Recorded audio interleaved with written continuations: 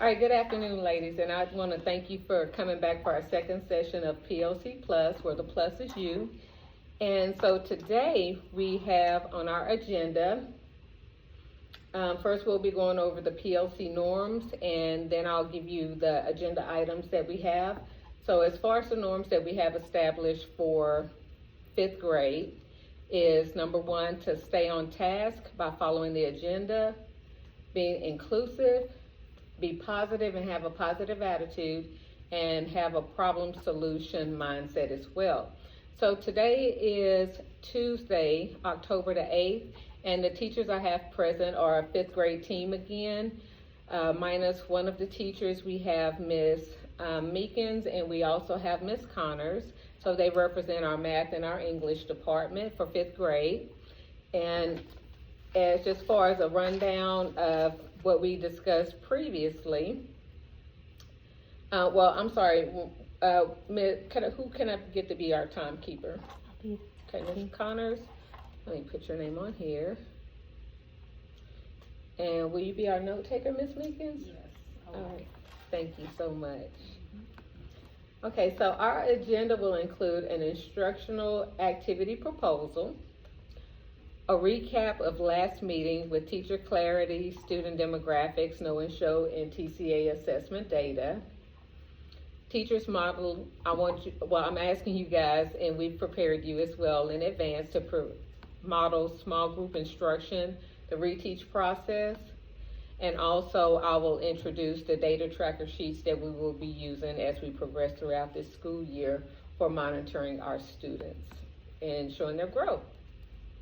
Okay, so last time, our teacher clarity recap. Ms. Connors, could I get you to build at those 4 points that we discussed? Sure. Trust, competence, dynamicism, and immediacy. Yes, ma'am. Thank you. And also, just a recap of our student demographics here on our campus at Dean Highland Elementary. We are located in Waco, Texas. We have a 23% Black and African American population, 68% Hispanic, 5% white, and 2.78% who are 2 or more races. And so that includes a total of 89 students in 5th grade. Okay. We discussed before the purpose for our know and shows, which was basically to align instruction. I had you guys to work through the know and show processes for some of the TEKs that we had for math from the TCA you had for your first TCA. Also with clarifying the content and skills that help develop with the learning objective, the planning process, and how teachers can start to define where they need to go from there. One of the other items that we discussed was your TCA that you took, and we identified TEK 5.1F as one of the focus TEKs, which only 20% of the 5th grade students got that answer correct. And so I had asked you guys before to just kind of get together a plan for a reteach process, and I'm going to have you guys model that for us today, okay? Okay. All right, so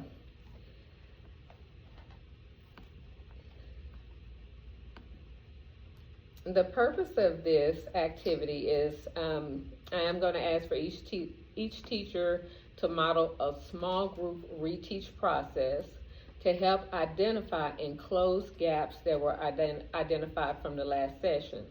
So some of the things that you mentioned that kind of got in the way of, the ideas that you said that may have affected them getting that answer incorrect on the test was that the know and show was too broad. It needed to be more granular.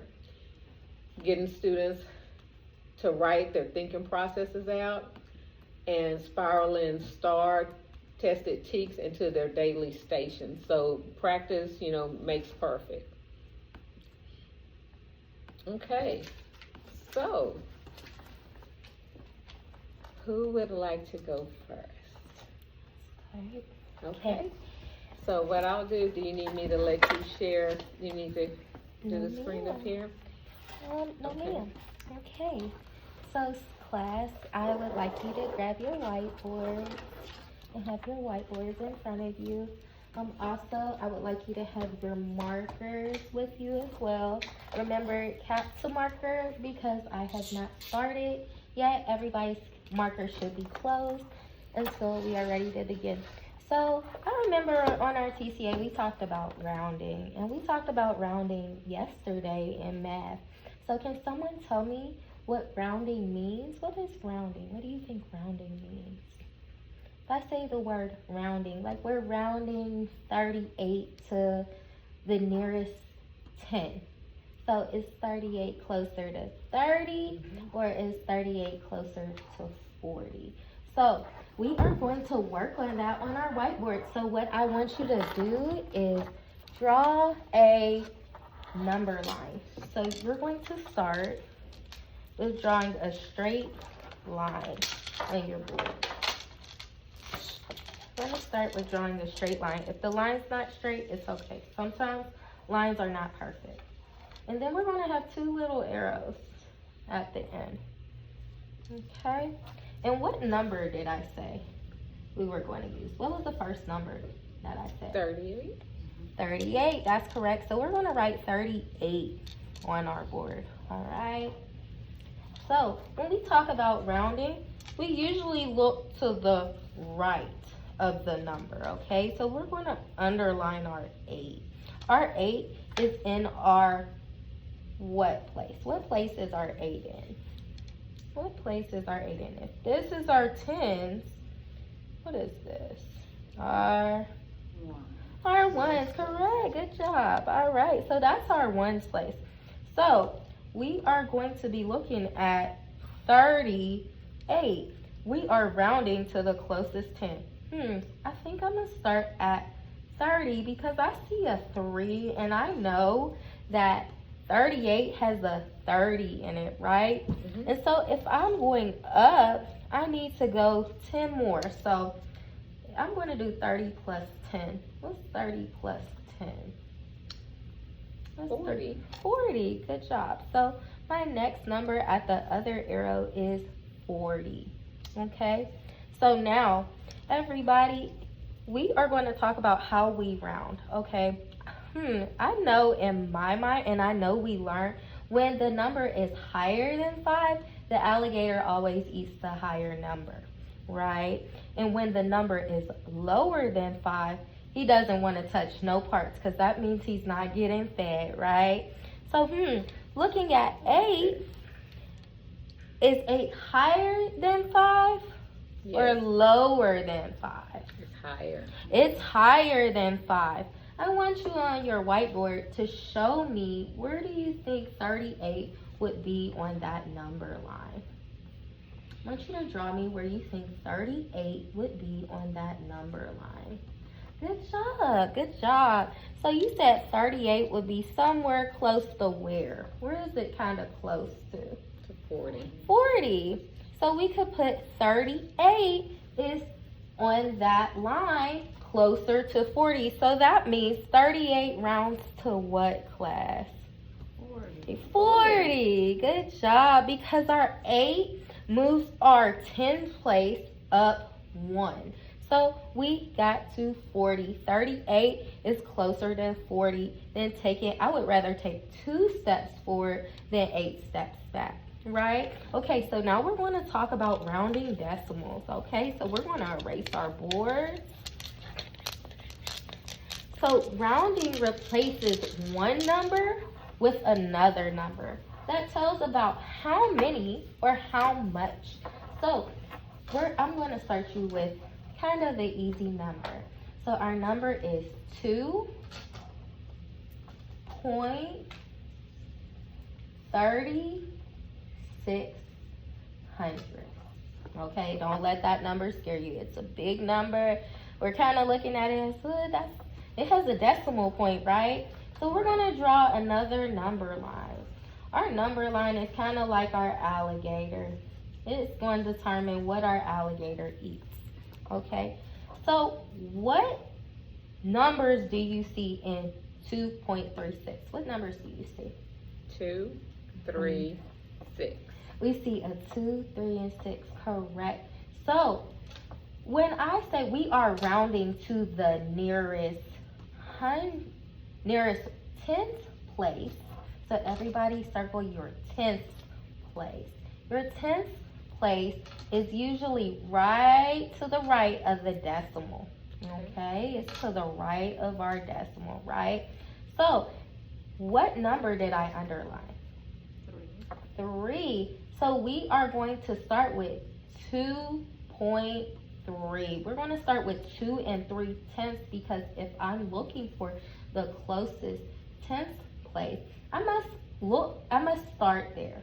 Okay, if I'm starting with 2.3 and I just remember, we just rounded 38 to 40. What must I go up to? What comes after 3? 4.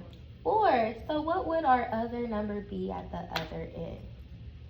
2.4. Good job, because we need 10 more to get to the other side. Correct. Okay, so I remember in 38, I had to round my 8 instead of my 3. So I must look to the what? Should I look to the 3? Should I look to the 2 or the 6? The 6. The 6, because it's to the Right. So I remember when I'm rounding, I always have to look to the right of the number that I'm looking at, right? Mm-hmm. Okay, so like before, like how we did 38 and placed it on a number line, you're going to place where you think 2.36 should be placed. Okay. Where do you think 2.36 hundredths should be placed?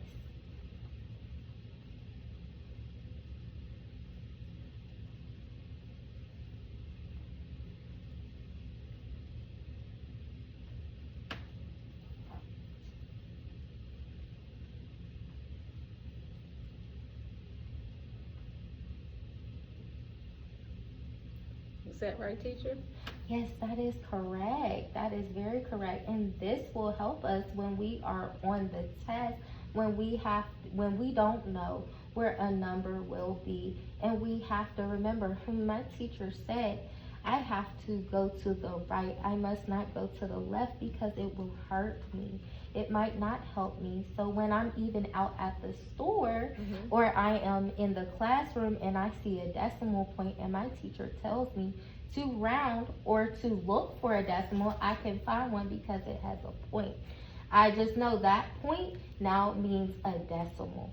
Okay, so everybody put 2.36 on their board. Okay, so we have 2 36 hundredths. Is 6 bigger or smaller than 5? Bigger. Bigger. So I must go up 1, correct? Okay, so 2.36. You all said that 6 is greater than 5. So now my 3 moves up to a 4. Okay. So now I get my answer with 2.4 is where 2.36 hundredths rounds to the closest 10th. Correct? Give yourself a round of applause. I love how you all work. If you could close your markers once you're done and erase your board, you did so well. And now you can go do your work on your own. I'm so proud of you all. Very good. I'm so proud. Thank you so much for modeling that for us, Ms. Connors, with rounding whole numbers and also numbers with decimals. Ask you a question. How can this process that you mentioned specifically help the student population that we have on our campus with the demographics of predominantly Black and Hispanic students, do you think? Some students do get confused with when you say the word rounding. So rounding is very hard for students because they don't understand where to start. They don't know which number to start with. If you say just round, they're not going to understand what do you mean. By this process, they're able to look to the next number or to the right Now they understand, she said round to the 10th. I may not know where the 10th place is, so I have to know place value. That's where I have to start. And this helps build that vocabulary into students who may have never heard the word decimal or place value, but it may happen in their brains that they can recall place value or rounding. Like, I've heard that word before, but now I actually get to practice with it. I actually get to use pictures. I get to model it with base 10 blocks. I get to use a whiteboard and get to practice. So being able to actually understand what a decimal point looks like and what it means. So I feel like that will help the Black and brown community very well, because now they're able to understand, it doesn't have to just be decimals, it can be easy numbers, and I'm able to manipulate easier. One thing I appreciated and I like hearing you say was about going to the grocery store, because you see decimals everywhere in there. Every food item that you buy has a decimal somewhere. And so they can even practice the rounding, even just going somewhere simple as that with one of their parents or a loved one. Okay. Also, another question, if I may ask you, with identifying different resources as far as, like, how do you think our campus in general can assist with providing resources, even with myself as an instructional specialist, with enabling teachers to make sure that you have what you need in the classroom to help our student population? What is it that myself and our team can do? I say the easier the better, as simple as a clear slip and some paper, some white paper, not even having whiteboards, because I know whiteboards are expensive. Just having that clear little sheet to put some paper in where kids are able to write with some markers, with some dry erase markers, and even the blocks, and just simple base 10 blocks where kids can manipulate things, something as easy as that. Even the paint strips that you get from Lowe's to help, just free things that can be used in the classroom to help kids with place value and decimals. Just being able to create something free and showing them that they can go out in the community and also get those things free of charge, but it's a resource. Absolutely. So what I'll do is I will check with you and then also some of the other teachers what you don't have, that way we can go ahead and create a list, and I'll make sure that you have those resources by the end of the week, okay?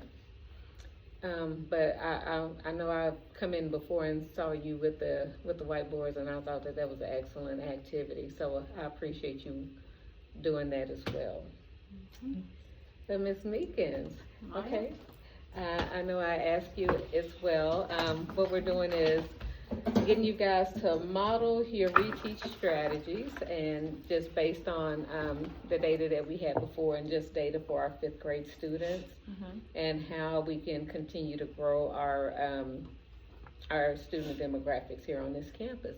What reteach model did you have for us for reading? I'm going to reteach text structures, how students can use their resources to identify text structures in a nonfiction text.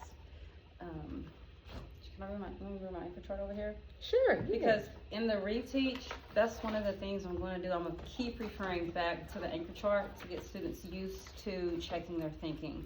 And I think with them asking themselves questions and checking their thinking, that they'll get the hang of it and it'll just come natural. So let me grab this. Okay. Thank you.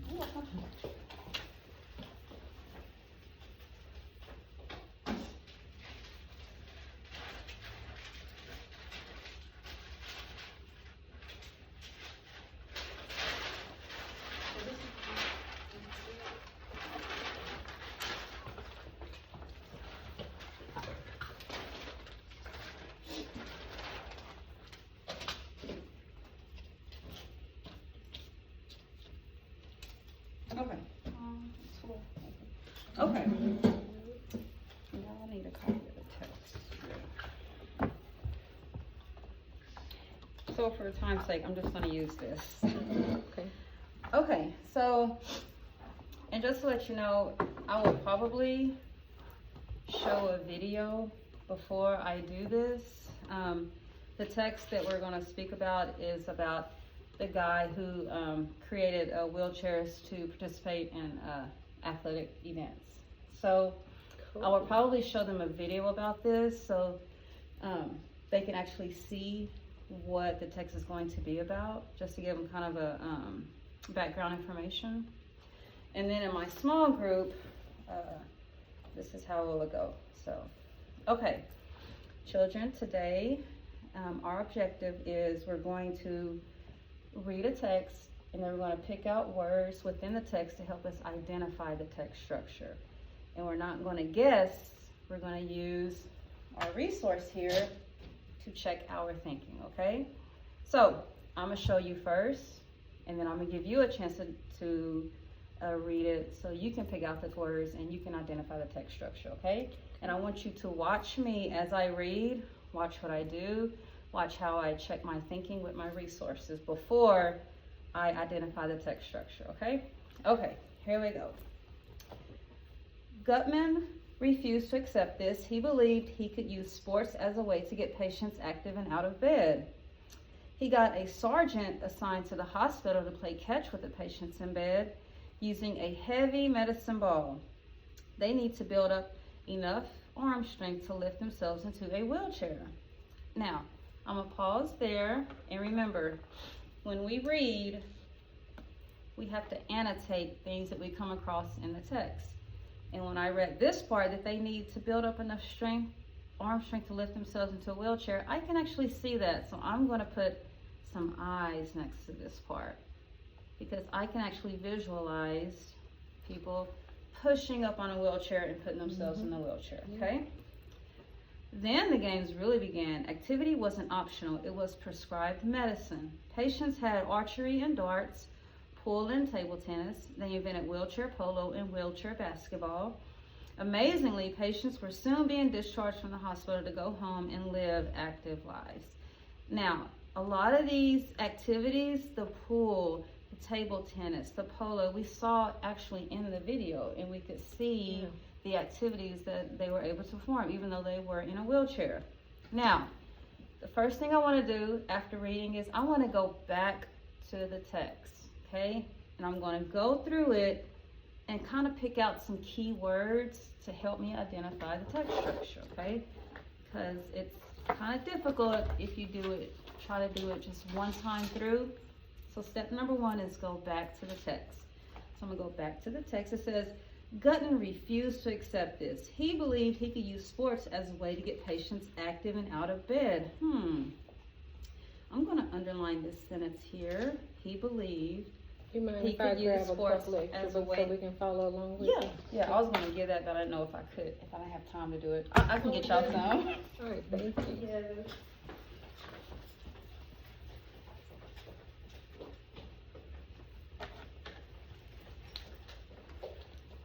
Now, they may have written, they probably That's wrote fine. these, so That's I'm fine. on page 52.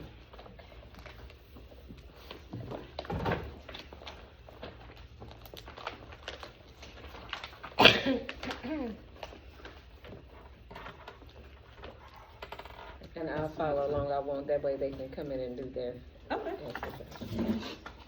So we're going to go back and reread the text. Okay. Okay, we read it the first time.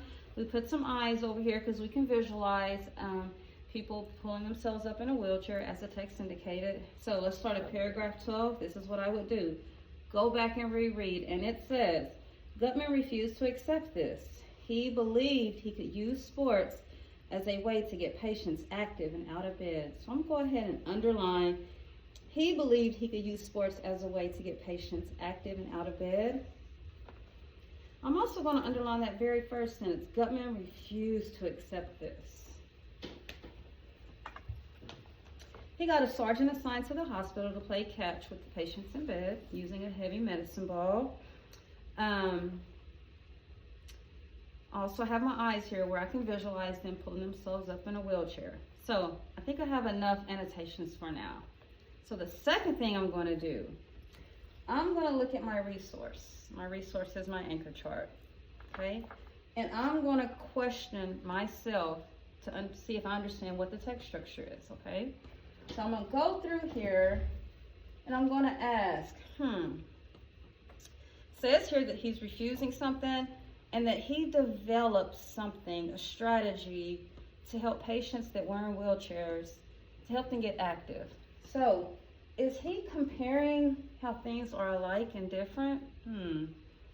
I don't think he's showing the comparison between two things, how they're alike and different. So I know it's not comparing contrast. Okay. Cause and effect. Is he explaining what happened and the result of it happening? Maybe. Okay. So I'm gonna think about that. Chronological order. Is he telling me events that happened in order with years, saying this event happened this year, and the next few years this event happened, the next few years this event happened? No. Problem and solution. Is he showing what a problem was and how it was solved? There was a problem because we read earlier that the people in the wheelchairs were basically dying because they were inactive. And I see where he created a solution to get them out of bed and get them back active. So now I need to decide, is it cause and effect or problem and solution? Well, the answer, I have to ask myself, which is the best answer? Because these two are alike. These two are alike, so you really got to dig deep. Did the author give us a problem and then provide a solution? Yes, he did. It's a problem that they were inactive and they ended up dying.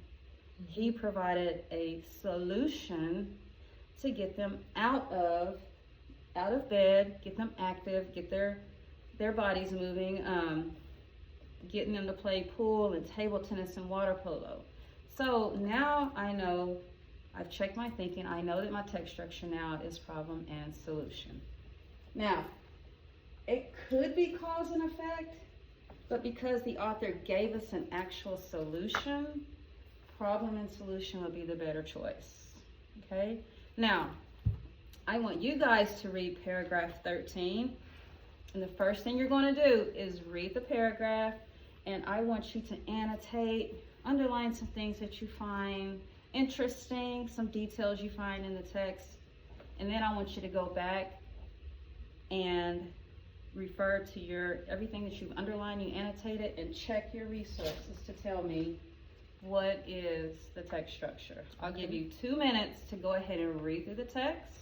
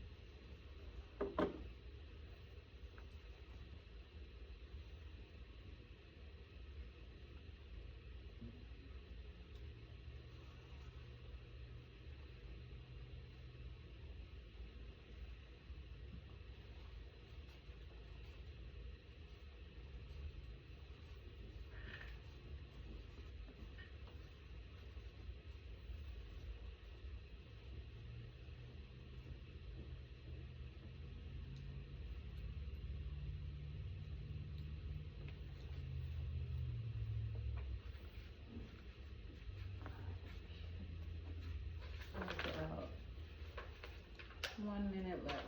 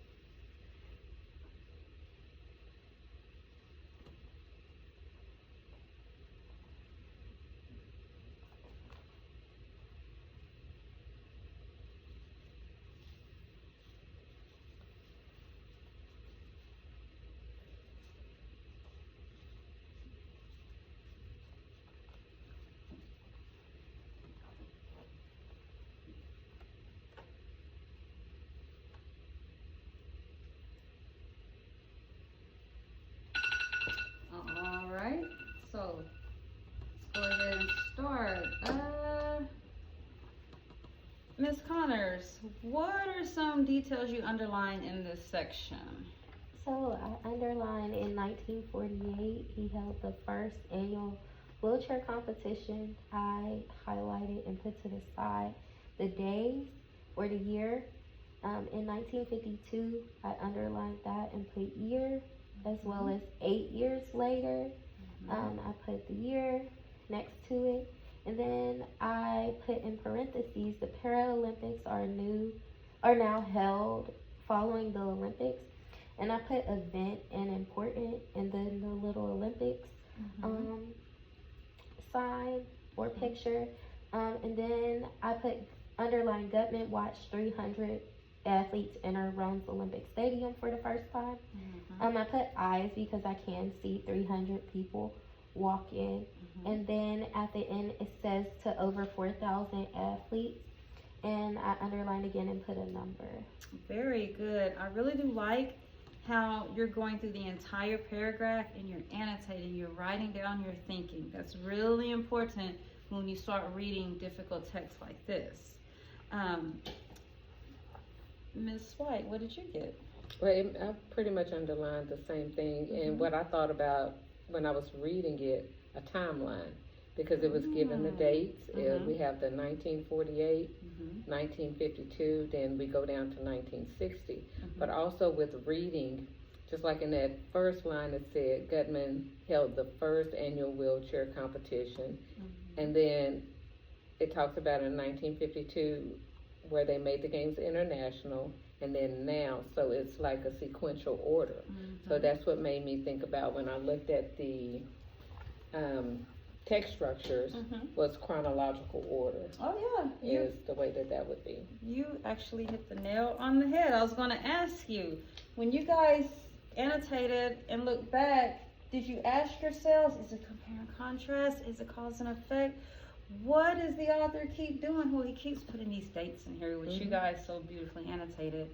And the purpose of it is to write it in chronological order, okay?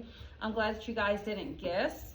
I want you to get used to referring back to your resources and checking your thinking, okay? Done. Good. That's the same thing she said, checking your thinking. See, that's one thing I love. So, and that as well, thank you very much, both of you ladies. Couple of questions that I have for you. Okay.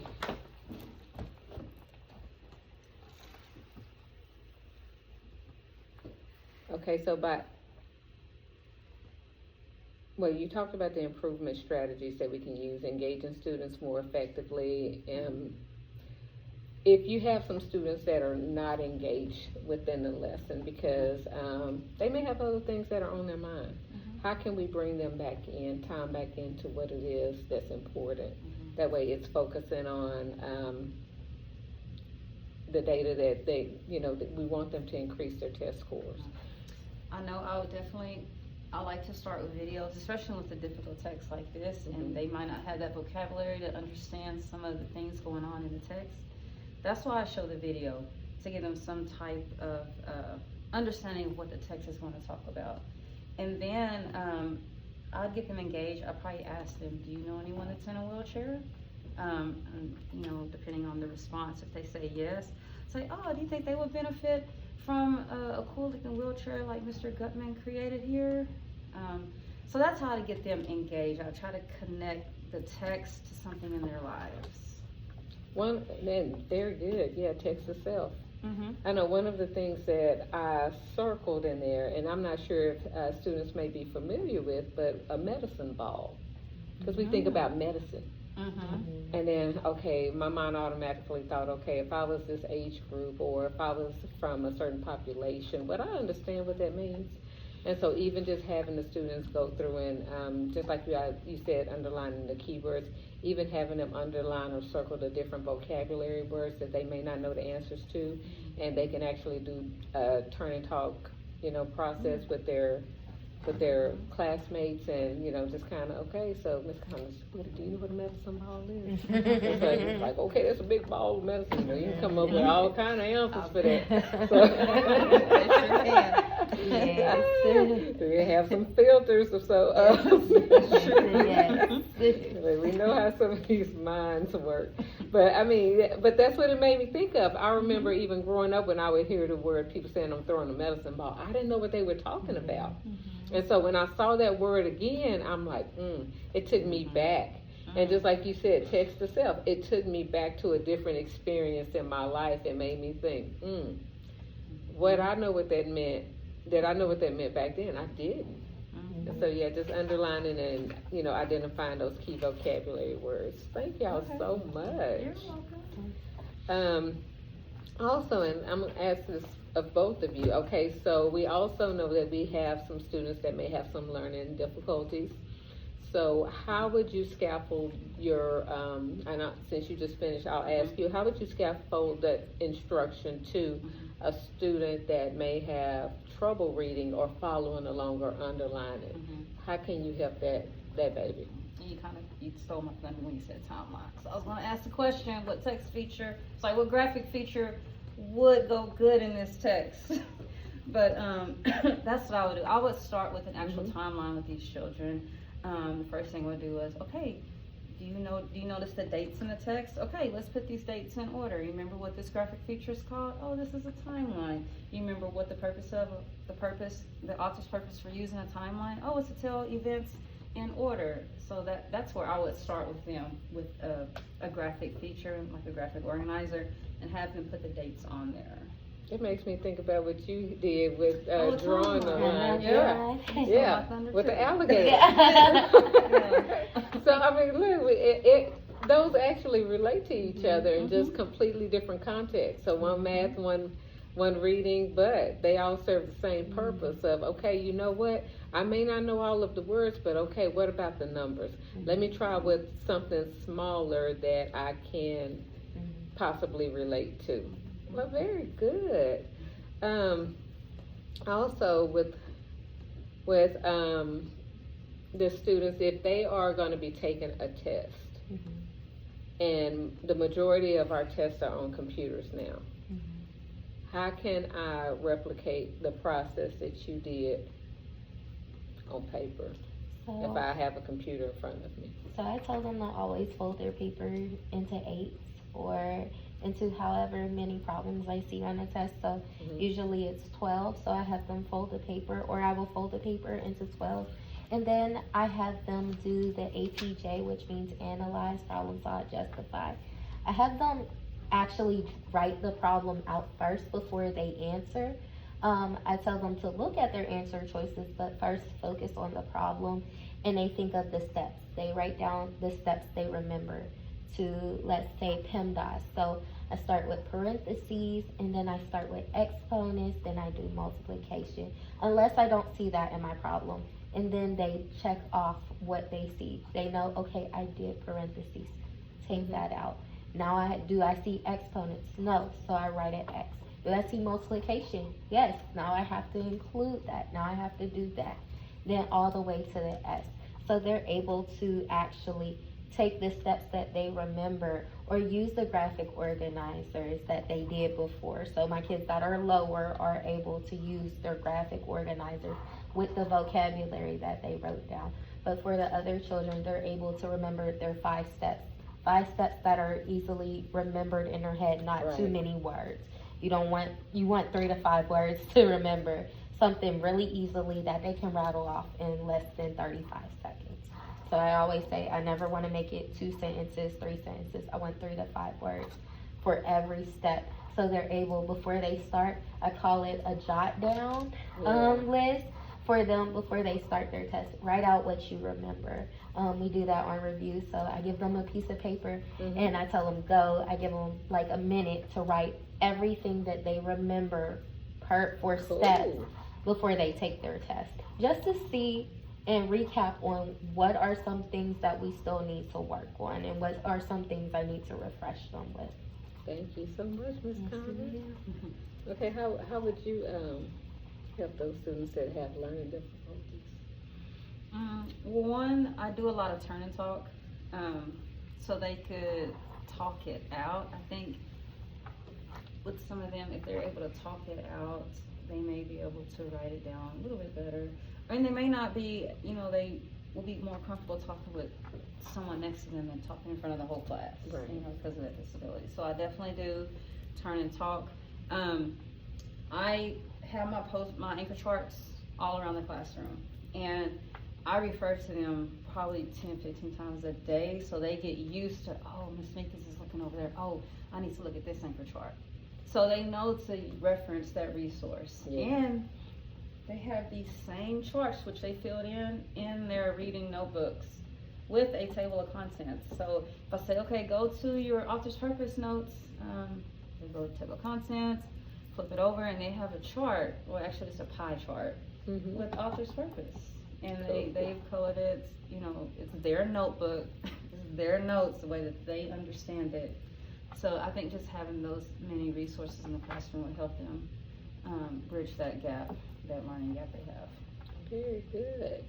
Listening to the two of you talk, I'm not even sure if you realize this, but I know like those initials you said, APJ, it pretty much is cross-curricular because it covers both math and reading. So analyze, problem solve, and justify. So just like with both content areas, you have to analyze the math problem first. You gotta read that text first and analyze it. Just like you had them go ahead and underline the keywords in the sentence. Problem solve, when you have that test in front of you, you eliminate the questions that are incorrect, and just like you had those two that were left, okay, which one is the best answer choice, okay? And then justify it, okay, you gotta back it up.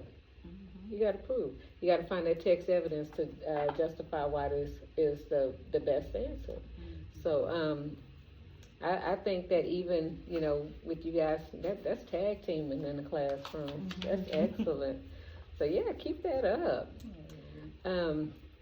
One thing I wanted to mention was that, the activities that you guys are doing and your small group activities, they're really, we want them to address the academic gaps with our socioeconomic demographic population of students that we have in short, impactful lessons, because if something is too long, you're going to lose their attention. You are. I mean, within a few minutes, just kind of like both of you just see it. So by fostering that collaboration and, that engagement, it's going to help enhance the skills and also their confidence. So with doing those small groups, with doing those turn and talks, with just being one-on-one with the teachers here at this area, instead of answering out loud with everybody, they're going to feel more than likely a little safer with, okay, let me share my answer with her here, let me share my processes of thinking with you here, instead of saying it out loud, and if I'm wrong, now I'm embarrassed, and they are reluctant on answering in the future.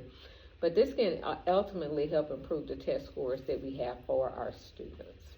So thank y'all so much. Also, how are we on time? A minute and 17. Okay, so one more thing that I want to go over with you guys is, and we'll be discussing these more in tomorrow's faculty meeting, but we're going to have some data tracker sheets, and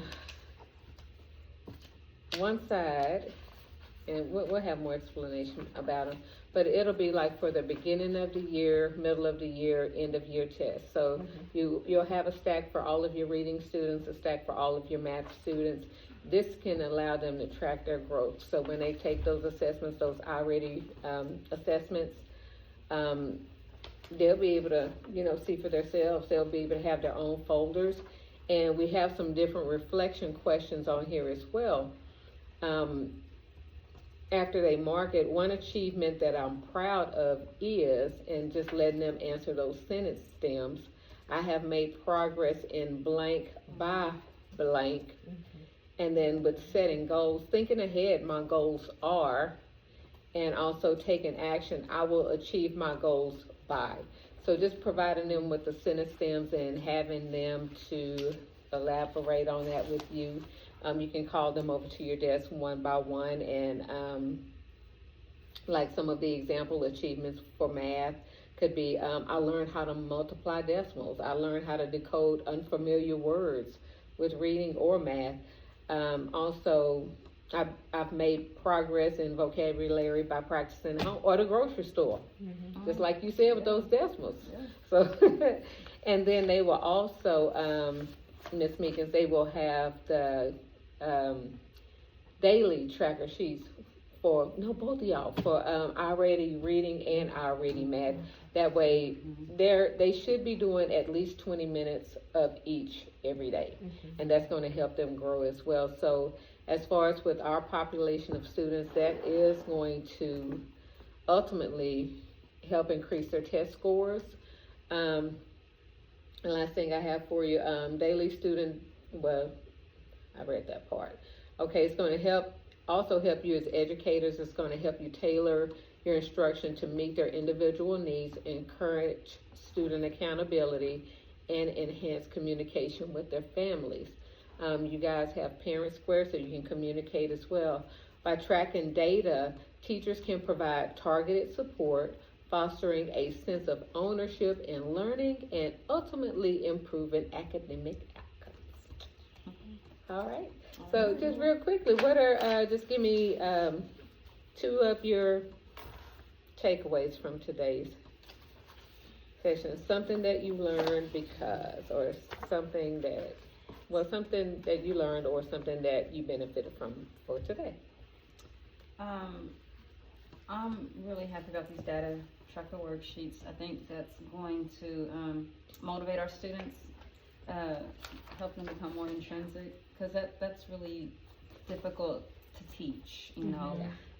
But them seeing their growth, I think that's going to help a lot. So I'm happy about these data worksheets, and I'm happy about the whole cross-curricular thing with timelines, because they hear it in her class. Yeah. They hear it in my class. So, that just makes me happy that I didn't know we were doing that till Dr. White pointed it out. So I'm happy about that. So those are 2 things I've taken away. Cool.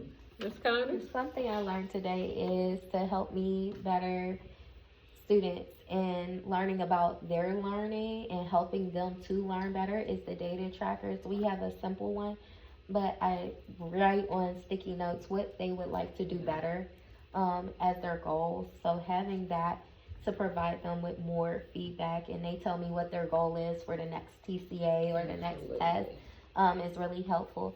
Something I did benefit from is hearing about our cross-curricular. So when they go from one class, they're getting the same thing in another class, even if they don't realize it, but still the same things are happening in both classrooms. Cool. All right, well, thank y'all so much. I really appreciate you ladies. Thank you.